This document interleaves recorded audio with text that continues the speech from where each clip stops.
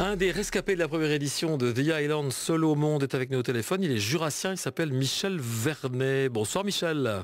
Bonsoir. Merci de nous rejoindre sur France Bleu Besançon. Quels souvenirs vous gardez rétrospectivement en voyant en même temps la deuxième édition se dérouler en ce moment sur M6? Quels souvenirs vous gardez de cette aventure The Island? C'était au large du Panama, je crois, l'année dernière. Hein. Oui, tout à fait. Ça se déroulait au Panama et cette année, c'est encore au Panama.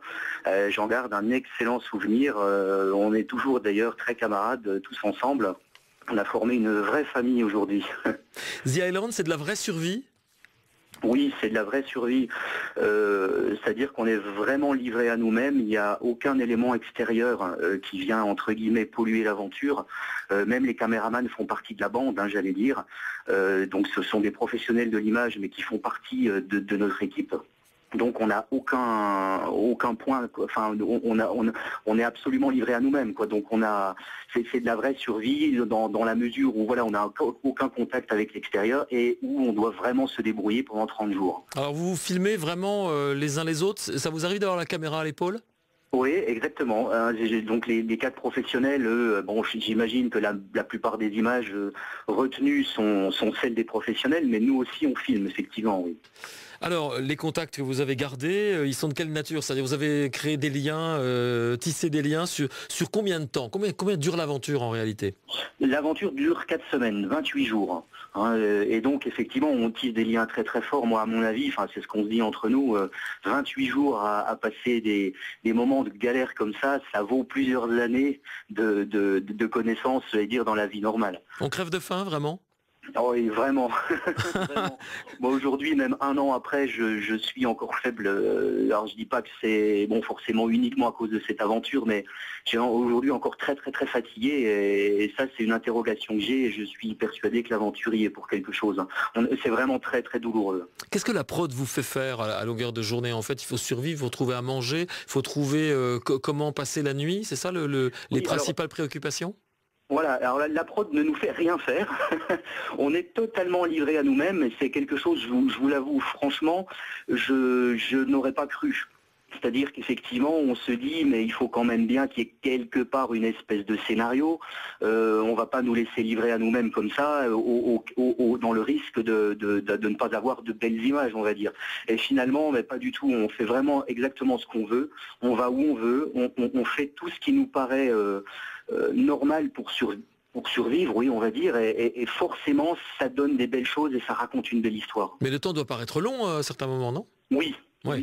Oui, très très long. Effectivement, surtout sur la fin, la dernière semaine, mais c'est interminable. Ouais. Parce qu'on est toujours malgré tout dans la souffrance, parce que même quand on mange, c'est absolument pas, ça n'a rien à voir avec ce qu'on mange nous ici, c'est beaucoup, les quantités sont bien moindres. Et c'est une vraie souffrance qui nous tarde quand même de terminer, c'est sûr. Alors on mange quoi? Des insectes, du serpent? Qu'est-ce qu'on mange? Oui, tout à fait, des insectes, du serpent, du cochon sauvage, du caïman, mais je tiens à préciser qu'il n'y a rien d'héroïque là-dedans. C'est-à-dire que c'est pas un jeu, on le fait parce qu'on en a besoin. Donc il n'y a rien de dégoûtant. On n'est absolument pas dégoûté de manger une larve. Ouais, surtout quand on a faim, hein. On mange n'importe quoi. Tant qu'on ne se mange pas entre soi, c'est mieux. Hein. Tout à fait. Moi, c'est quelque chose qu'on me dit souvent. On me dit, voilà, mais comment t'as fait pour manger des trucs comme ça? Mais c'est pas un jeu, c'est pas. On a tellement faim, on le fait vraiment par plaisir. C'est parce qu'on en a vraiment besoin. Vous avez perdu combien de kilos, Michel? J'ai perdu 11 kilos. 11 kilos, d'accord. Ouais. Les nerfs lâchent forcément dans ces situations-là où on est obligé de vivre en groupe, de se supporter, où il n'y a pas de but précis si ce n'est que de se nourrir, de trouver à survivre? Oui, effectivement, la vie de groupe, moi c'est ce que j'appréhendais et je partais dans cette aventure pour ça essentiellement parce que j'ai l'habitude de travailler seul toute la journée et là de vivre avec un groupe, c'est ce qui m'intéressait. Effectivement, c'est quand même pas facile. Déjà, ça n'est pas facile dans la vie de tous les jours, mais alors là, dans des situations extrêmes comme celle-là, c'est effectivement très compliqué. Mais je crois qu'on s'est bien débrouillé et on est resté aujourd'hui une belle famille, on est très soudés. Alors vous êtes pourtant un sportif assidu, hein, vous vous entraînez pour le triathlon par exemple, très longue distance, mais néanmoins vous avez été très surpris de la difficulté de The Island. Oui, parce que donc après enquête, j'allais dire, ou conseil de notamment de Mike Horn qui est qui nous suit sur cette aventure, lui nous a expliqué après qu'un sportif à la limite est moins bien préparé que quelqu'un qui ne fait pas de sport, parce que ça, on tape, comme on dit, on tape dans le muscle immédiatement. Dès les premiers jours de l'aventure, c'est les muscles qui prennent, il n'y a pas de gras, et ça, c'est quelque part une erreur. Je crois que si je devais reparticiper, je ferais un petit peu de gras avant de partir. Quel est votre regard sur la façon dont ça se passe cette année? Il y a un groupe homme et un groupe femme bien séparés, hein. Tout à fait, oui. Il y a un groupe femmes, un groupe hommes qui ne se sont jamais rencontrés. Et en fait, le but de l'émission cette année, c'est de comparer ce qu'ont fait les femmes et ce qu'ont fait les hommes.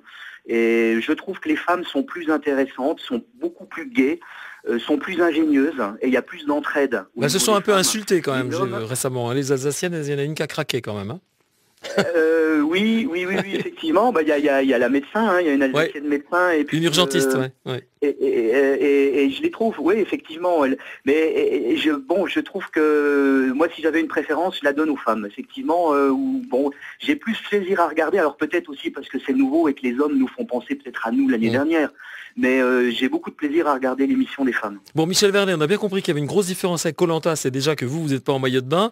Il n'y a pas de jeu à disputer. C'est vraiment vous êtes dans le dur, hein, voilà. Il n'y a rien à gagner. Il n'y a pas d'élimination. Donc forcément, ça crée un bon esprit, on va dire. Est-ce que ça vous embête, Michel, parce qu'on est très en retard, et j'aurais bien aimé, parce que vous êtes inventeur passionné, vous avez une société qui s'appelle Temps Rêve System, vous avez mis au point une sangle, hein, une sangle pour se remettre en forme, c'est bien ça?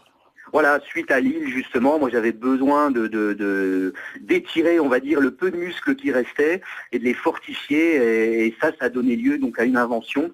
Qui est une grande sangle qui fait 4 mètres de long et qui permet de maintenir des postures comme des postures de yoga et de ne pas avoir besoin d'une tierce personne pour garder ces postures pendant 5, 10 ou 15 minutes. Voilà, de la marque Kizuko, hein, vous avez déposé une marque qui s'appelle Kizuko, c'est bien ça, hein? Exactement, voilà. Kizuko qui veut dire paix en japonais. Enfin, il y a un symbole à l'intérieur de Kitsuko c'est le K qui signifie, en japonais qui veut dire paix. Et j'ai bien aimé cette marque pour ça. D'accord, le temps nous est compté, malheureusement, c'est passionnant. Vous viendrez dans une émission, on parlera beaucoup plus largement de votre aventure sur The Island et puis de votre activité de formateur, votre activité également d'inventeur, parce que vous n'en êtes pas à la première invention, Michel Vernet. Je vous remercie beaucoup, puis je vous dis à tout prochainement sur France Bleu, d'accord? Avec grand plaisir, à bientôt. À bientôt, Michel, merci. Au revoir.